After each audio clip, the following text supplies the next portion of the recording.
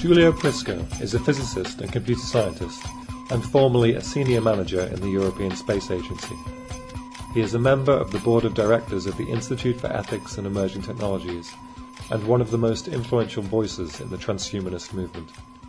In both his 2004 essay, Engineering Transcendence, and his subsequent writing, he has probed the connections between transhumanism and spirituality, proposing an uncompromising and visionary third way philosophy that combines the aims of religion with the means of science. I started the interview by asking him how he first became a transhumanist. I'm not only a scientist by training, but I also am a science fiction fan since I was a very young child. I believe I started reading science fiction when I was 5 or 6 years old. I still remember that my first science fiction books were of Sir Arthur C. Clarke. And when one of the first books that you read is by the master, Sir Arthur, you can only remain hooked to science fiction for all your life. You can only study science, and eventually you will become a transhumanist. Are you one of the most well-known thinkers in transhumanism, would you say? Oh, that's not up to me to say, of course. I think I'm fairly well known. Not the best known one, perhaps, but I'm happy to see that a few people take seriously what I write. When did you come around to thinking of transhumanism and its connections with spirituality, or were those two things always connected for you? I think they were. First, I have been a transhumanist since I can remember. As I was telling you about science fiction readings when I was a child and a teenager, I was definitely a transhumanist. The only thing is that at that time I didn't know yet that there was such a thing called transhumanism. Like many people, my first introduction to transhumanism was by an article that appeared in 1994 on Wired magazine. It was called Meet the Extropians, and it was centered on two people who later became very good friends of mine. And these people are Max Moore and Natasha Vita-Moore. Yeah. So I knew about the Extropians, and they were more or less the only established transhumanist group in the 90s. And since I was lucky enough to have access to the internet already at that time, I'm talking of the mid-90s, I did an online search and I joined the Extropy mailing list. Mm-hmm. I remember the very first a message that I sent to the list was something about transhumanist spirituality, and the content of the message was that I wanted to live forever. I did not only want to live forever, but I wanted to meet again my loved one, my parents and my friends in an afterlife. And that immediately ruled out standard between brackets ways of living forever, like for example cryonic suspension, because you may get a cryonic contract for yourself, and you may hope to be revived and live forever after death, but that's not going to be too much help if some of the people you love are already dead. Yeah. So what I asked the people on the list was that, okay, do you guys think that perhaps in the future, some thousands of years in the future, some super advanced civilization may be able to kind of reach back into the past and retrieve a soft copy version of the personality of the people of our times and upload them to the future. That was my question. You know, these kind of things are very difficult to swallow even for the average transhumanist. But, you know, I've received some encouraging and interested replies, and these kind of things have been my main interest ever since. So did you come to that question yourself of whether the dead could be revived? Is that a question that you came to yourself, that sort of theoretical possibility? I came to that question myself, but I'm not the first one who formulated the question. As a matter of fact, it's a rather old idea. You can find hints in the writings of thinkers of hundreds of years ago. In particular, Nikolai Fyodorov, a philosopher of the Russian cosmist school, writing about the end of the 19th century and the beginning of last century, he already formulated the idea that humanity will advance, and will advance beyond the bounds, and perhaps at some time in the future, and of course he and I are talking of the very far future, we will acquire the capability to resurrect the dead. And what Fyodorov thought was that this was a very important things that future generations should do. He called it our common task of all mankind. To resurrect those that have gone before. Yes. Yeah. And in your essay, Engineering Transcendence,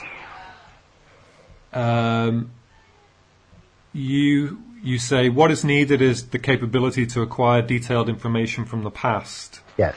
And extract all the information contained in our brains, and then run that information in a new physical or virtual body. But wouldn't this merely be data, the data of our lives or the data of our memories? So that whoever is alive, whoever is actually genuinely alive, and who is then able to resurrect these others, they would have these sort of these phantoms, but the phantoms themselves wouldn't be conscious, would they? How do you get around that particular question? I don't really see that as a big problem, because I think I am data myself, and I think you are data yourself. Yeah. Of course, we are much more complex data than what our Windows computers may handle at this moment. And in fact, the data that constitutes ourselves is over a certain complexity threshold that makes us conscious beings. I think I need to apologize on behalf of my dog who is not behaving, and I hope she will not bark anymore. And since I'm talking of my dog, I want to make also a point that what I'm saying, of course, it doesn't apply only to us human beings. Because, I am a data, and I am conscious data, and I hope to be retrieved and revived as conscious data by some super advanced future human or alien civilization in the future. But I think that will also be the case for my dog, And as a matter of fact, I would not like to be resurrected without my dog.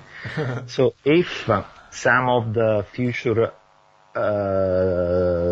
gods that I'm talking about is listening to us at this moment, which is a possibility, I believe, then I would like if you could consider uploading to the future my dog as well, because I wouldn't want to go on living forever without her.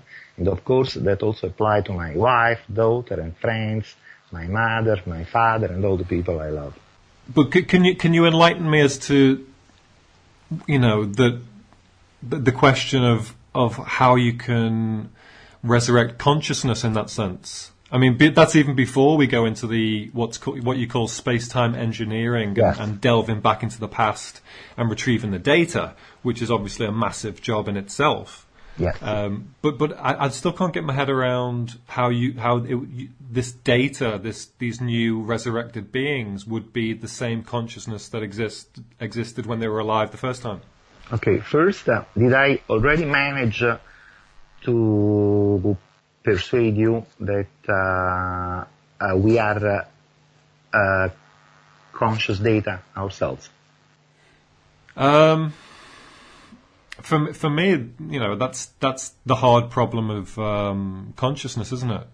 It's still a mystery as to how the brain can create consciousness. Well, we don't know exactly how consciousness works. I think we are making good progress in finding out. I had to mention that, you know, we have some very major research projects at this moment in both Europe and the United States, with a very massive allocation of funds to find out over the next couple of decades exactly how the brain works.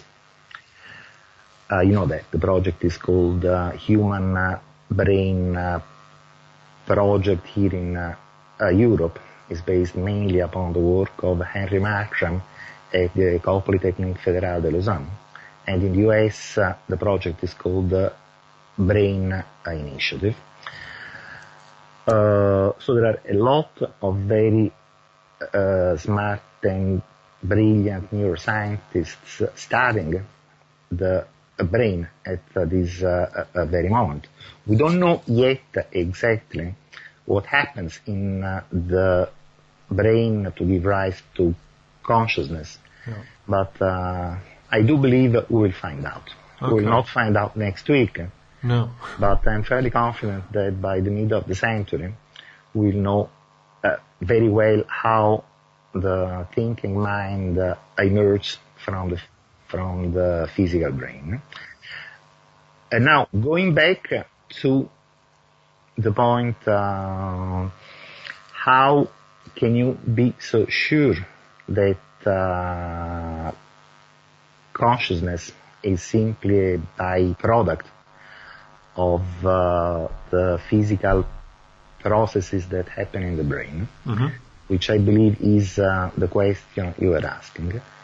Well, now I think that this seems to me like the simplest explanation of consciousness compatible with the science that we know at this moment. So it seems to me that following Occam's razor, the burden of proof should be on those who want to deny this assumption, which is a perfectly possible thing, in my opinion. For example, there are some researchers who think that quantum effects, very weird quantum effects, are fundamental in order to explain consciousness, and that the brain may act as a quantum receiver. Think of a television set for a self that is actually living in a different plane of reality. Since as a scientist I have a very open mind, I cannot rule that entirely out. Uh-huh. But, as a matter of fact, I would be very interested if that were the case. Mm-hmm. But I don't really see very compelling evidence for this kind of theories in what is currently known by science. Yeah. So, at this moment, I will stay with what I consider the simplest explanation. And the simplest explanation is that the thinking mind, the feeling self, is something that spontaneously emerges from physical processes in the physical brain when the complexity of the information processing that happens in the brain is high enough. Uh-huh. So any thoughts on this, the process of reaching back into the past? How could that be achieved? The future, reaching back for the data from today, from say hundreds or thousands of years in the future, how could that be theoretically possible? Right. Well, of course I don't know. We don't know enough physics at this moment to answer this kind of questions yet. But I do believe that some future scientists will know the answer. What we do have is some interesting ideas that have been proposed, and I will start with one. Well, since I was talking of the works of Sir Arthur C. Clarke at the beginning, I think I should start with him. In a science fiction novel called The Light of Other Days. He wrote it together with Stephen Baxter about 15 years ago, I guess. Well, he described some future society and future civilization. And in his fictional universe, what happens is a discovery that the fabric of space-time is full with micro wormholes that basically link every point of space-time with every other point of space-time. So imagine a distribution of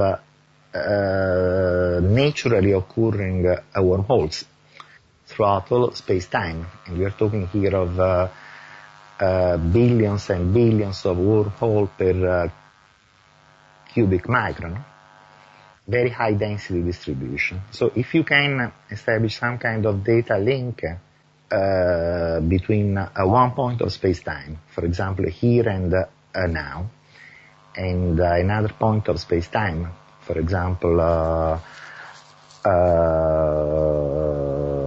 Florence and a few hundred years ago, you could manage to read back the information that existed in the mind of Leonardo da Vinci at that time, and upload the same information to a supercomputer running here and now.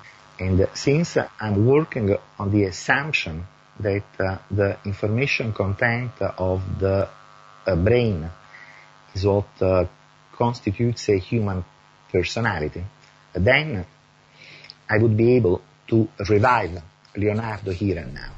Yeah. This is just one of many techniques that have been proposed on how this concept of time scanning could be implemented in the future. And we don't know enough to say more than that at this moment. But I think modern physics shows that the universe is not so simple as in the intuitive models of reality that we have in our mind. Especially quantum physics shows that reality is much more complex than that. And the concept of time scanning, acquiring very high resolution information from the past with a resolution high enough to reconstruct a human being. This concept these days is frequently called quantum archaeology. Why? Archaeology, because it's basically the same thing that archaeologists do. Of course, is archaeology on steroids, but the concept is to reconstruct the past based on information that becomes available somehow. And it's called quantum because even if we don't know exactly how time scanning can work in the future, there is a suspicion that it may be based on weird quantum effects like entanglement between the future and the past.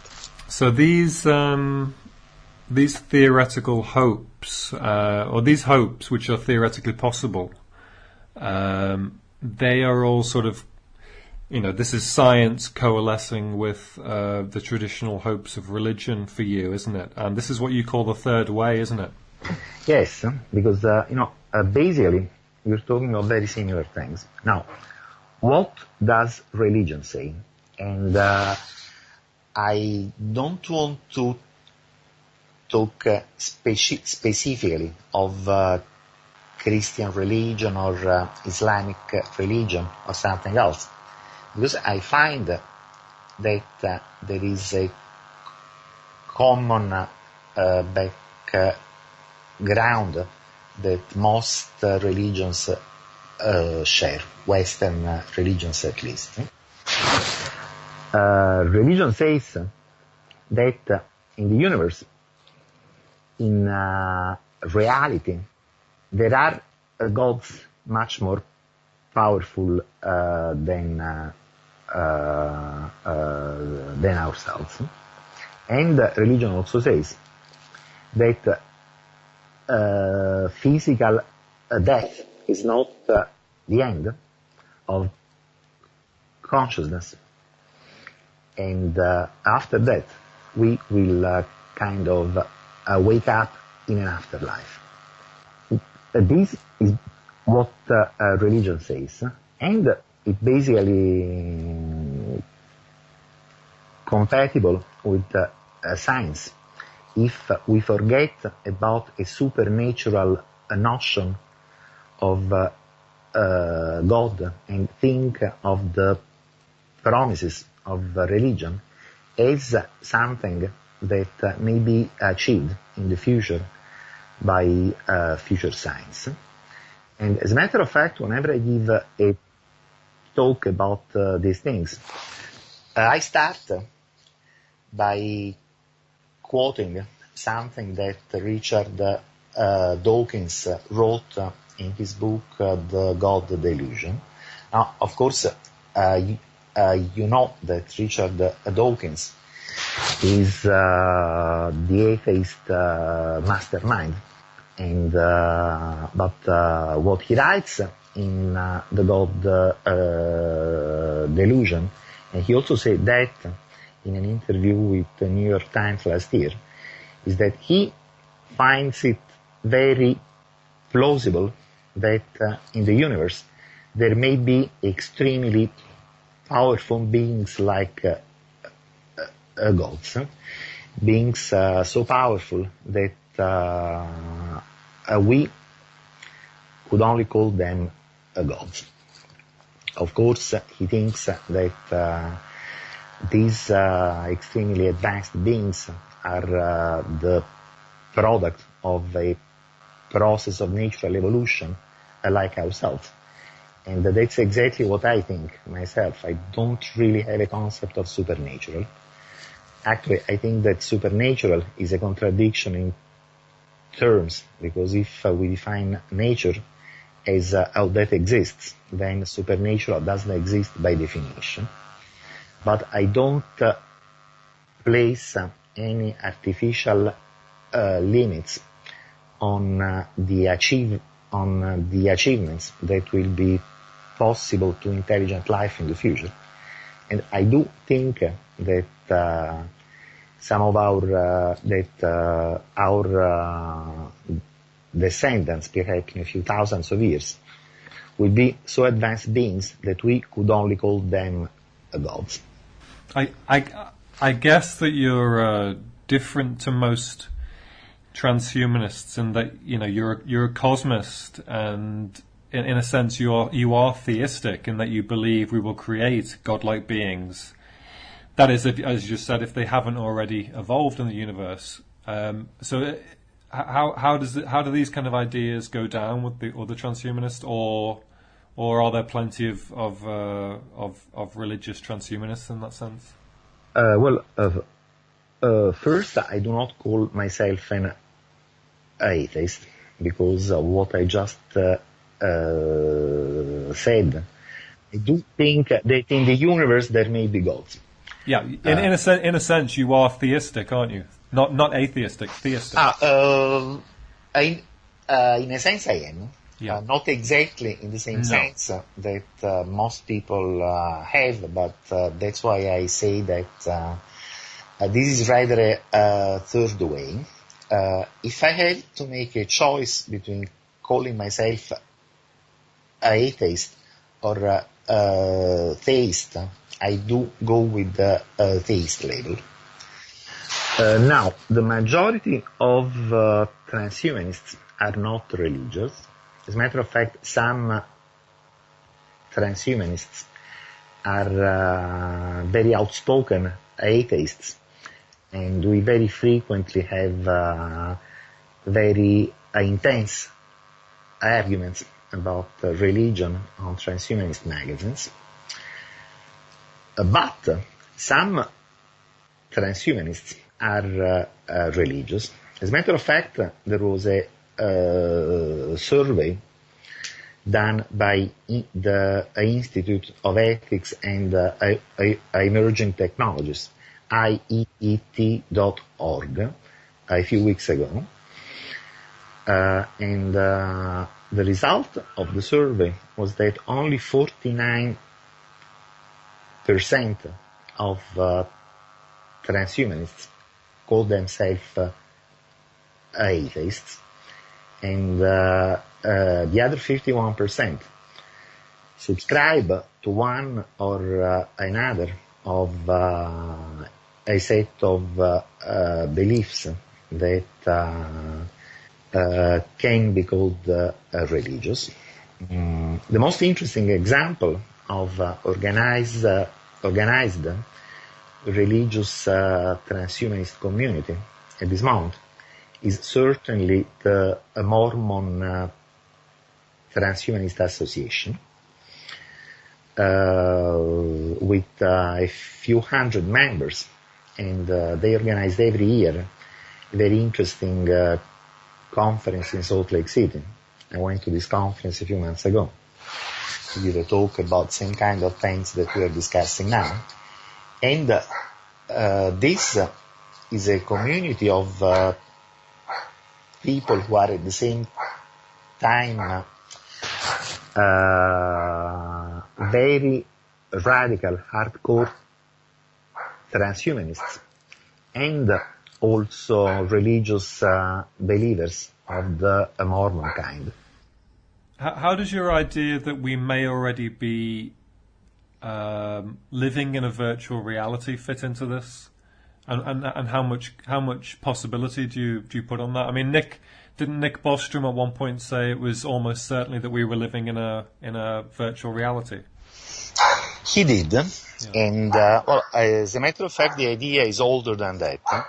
The first who wrote about the idea that we might be living in a synthetic universe. He was, I believe, Hans Moravec, the first who formulated this concept in modern terms. And also Nick has written about that. Now, the idea is, it is a difficult concept to explain in a few words. The simplest thing is to make an analogy with video games. Now, those who play a video game, like for example World of Warcraft, is that, you know, the intelligence of the NPC, of the bots in the game becomes higher and higher every year. I mean, if you play World of Warcraft next year, you find better artificial intelligence than this year. And so at some point you think, well, okay, perhaps at some point the artificial intelligence of the bots in the video games will be so high that they will be thinking persons like ourselves. And at that point, of course, you think, well, if that is the case, then maybe we ourselves are synthetic intelligences living in a synthetic reality, a video game on steroids that has been created by someone else. This is the simulation theory. By the way, I forgot to mention when I was talking of what Richard Dawkins wrote in The God Delusion, that he doesn't even rule out this simulation theory possibility. As a matter of fact, it's impossible to rule that out. If the simulation is done very well, how can you say that you yourself, at this very moment, are not living in a reality which is simulated on the supercomputers of someone else? It's impossible to say with absolute certainty that we are not. And I think it is a possibility. Now, I don't think we know enough to assign a probability to that possibility. There is nothing, no evidence on which we can base anything like a probability estimation. But it may be the case. We may be living in a synthetic reality computed by higher level beings. And an interesting thing to note is that if you want to call these system operators in a higher level reality, if you want to call them gods, then this becomes something entirely undistinguishable from what traditional religion says. It's exactly the same thing. The universe has been created by a god. Yes, the universe has been created by a god in this case. Can this god make miracles? Something that is not compatible with the laws of physics? Oh, well, yes, they can. Because if they are running the simulation, they can intervene in the simulation as they want. They cannot violate the laws of physics in their own universe, but they can violate the laws of physics in our universe if they want. And then you ask the question, can they resurrect us after death? Perhaps resurrect us in another simulation, or resurrect us in their base reality? And then, of course, the answer is also yes. So the simulation hypothesis is not simply saying something very similar to religion, but it is saying exactly the same things as a religion. So for somebody that desires resurrection and reuniting with their loved ones, or a belief in higher ideals, you you're in a win-win situation in terms of your philosophy, because if we're in a virtual reality, then those things are possible, and if we're not, according to your hopes and what you see as theoretically possible, we may in this universe find scientific ways of resurrecting the dead and resurrecting ourselves. So in these senses, you're in it's a very optimistic philosophy that you've constructed here, isn't it? Exactly, and I like very much your way of putting it. It is a win-win situation. I think I will steal that from you. You're welcome. Not at all. I really like these ideas, but then sort of shrinking back down to, as Ramez Naam told me, a new term, time horizons, and what I live in my time horizon now, in my life. I live in an imperfect world with powerful groups and institutions that are corrupt, and how do you see the evolution of our social structures and our power structures playing out? Because as some fear, transhumanism could be used against us, or that's an idea that is now circulating amongst some people online. Well, this is what has always happened in our world. If you look at history, you see that technology has been improving. It has been improving a lot. And every technology improvement has been used for very good things. And it has also been used for very bad things. Now, I don't have a crystal ball. I cannot really predict the future. But based on my knowledge of history, which is our common knowledge of history, is something that everybody knows, I think that can only continue. I mean, technology will advance, and it will be used for very good things. It will also be used for very bad things. Now, since you mentioned Ramez Naam, and I like very much his fiction books, Nexus and Crux, and I liked very much the interview that you did with him a couple of months ago. In his fictional scenario, there is some very powerful neurotechnology developed, something that gives you the power to link your mind with the mind of other people. It's really a wonderful thing, and it can be used for wonderful things, and it can also be used for very bad things.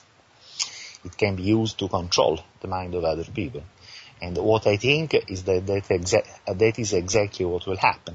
I think this and even more radical technologies will be developed.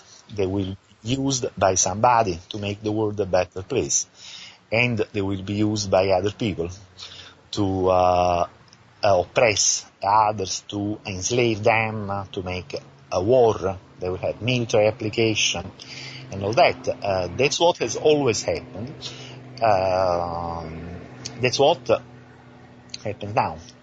We are now having this interview. I'm using a mobile phone. You're using maybe a phone, maybe a computer. These are all things that didn't exist a few decades ago. They do exist now, and they can be used for very nice things like this conversation that we are using now. They can be used for very bad things as well. I remember, I've been living in Spain for many years, and I was there when there was a bombing attack that killed a few hundreds persons, and there was a big discussion on the newspaper saying that they had used mobile phones to trigger the explosion of the bombs. So they were saying, that's the fault of technology. It is not the fault of technology. Of course, any technology can be used for good things and can be used also for bad things. It's up to us how we choose to use technology. And there are good people, there are also bad people. That's not going to change. That's not going to change anytime soon. I'm afraid there will always be bad people, and they can use technology as well.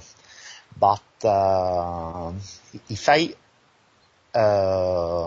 think of the net effects of technology, I think there is much more good than bad. There has been much more good than bad until now, and I think also this will continue. Is there anything that you'd like to promote, whether in the introduction that I write for this or in this conversation now, that you'd like to promote particularly? Yes. In fact, I want to make some comments about your novel, Human Plus, and a very interesting concept in the novel that we haven't really covered so far in this conversation.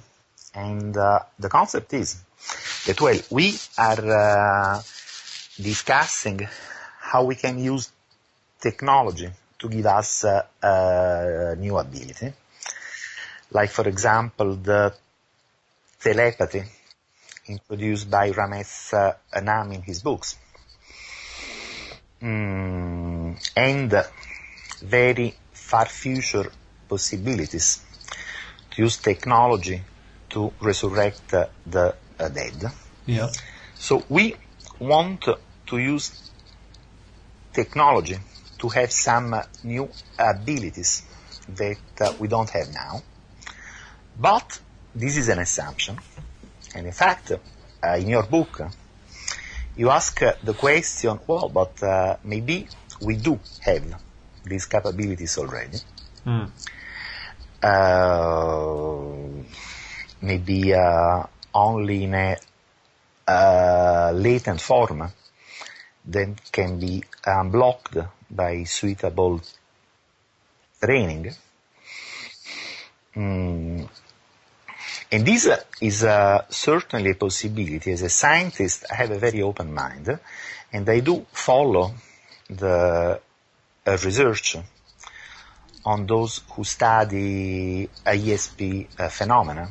By the way, I think you also did an interview with Dean Radin of the Noetic Institute. Yeah. Am I right? Yes, that's right. Yeah. Yes, I have not listened to that one yet, but I think as soon as we finish here, I will go listen to that. I am not fully persuaded of the evidence that I have seen so far. I mean, do we have telepathic abilities or not? The only answer that I can give is I don't know. I haven't seen conclusive experimental evidence one way or the other, and I'd like very much to know whether we do have intrinsic, native telepathic abilities ourselves. Yeah. I'd like that. Yeah.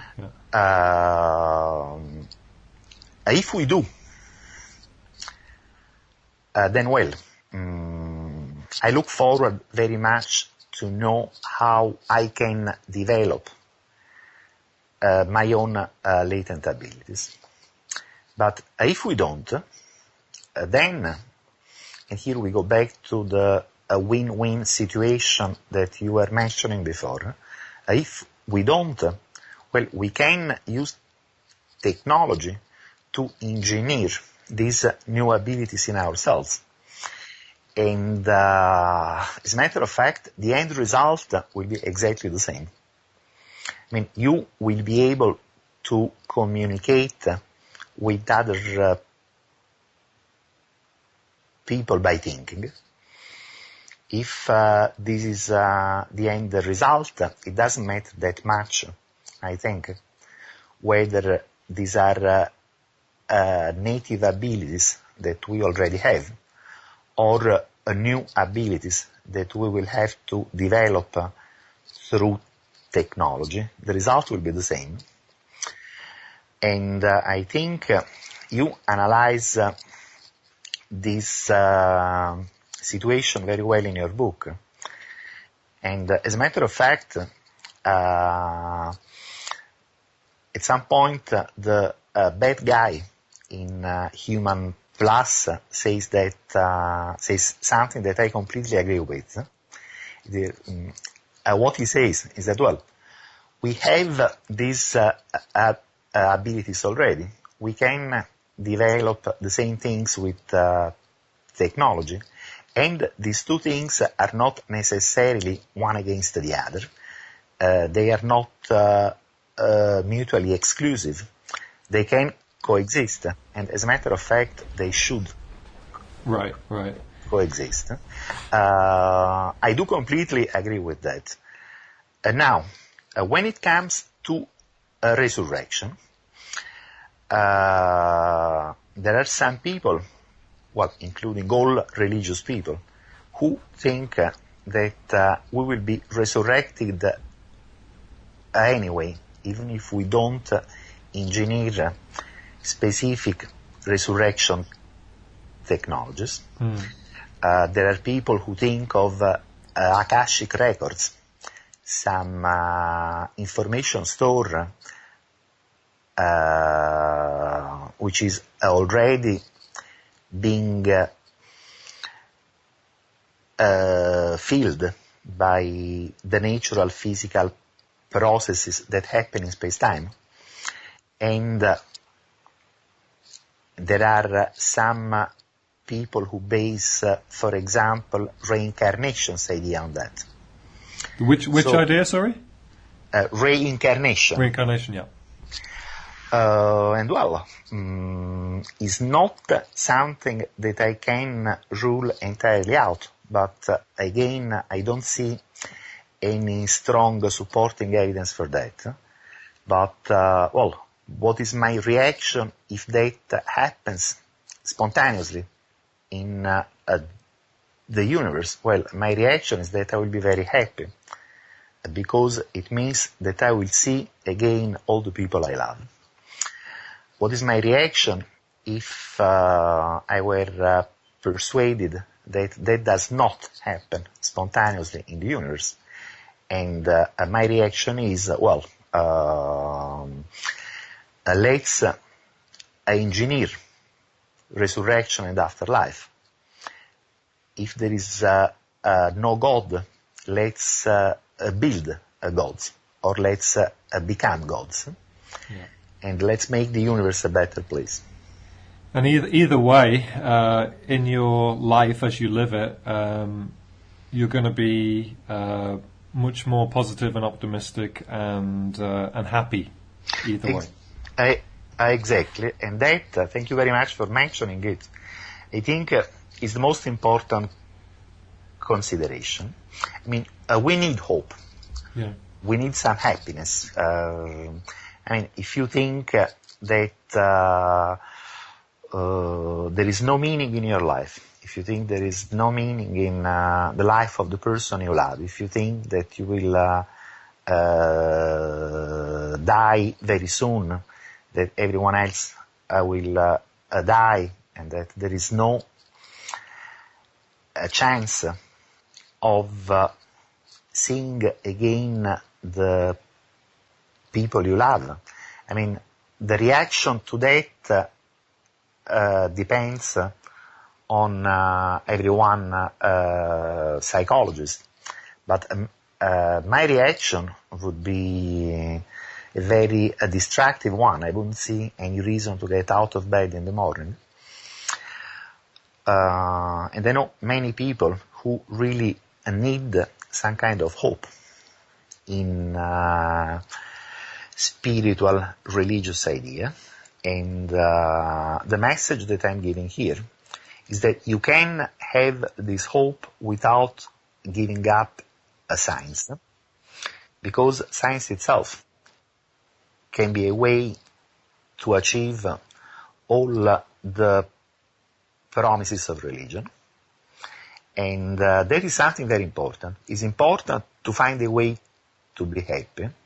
Also because happy persons are much more effective in this world, are much more motivated to do good things and do a little thing every day to make the world a better place.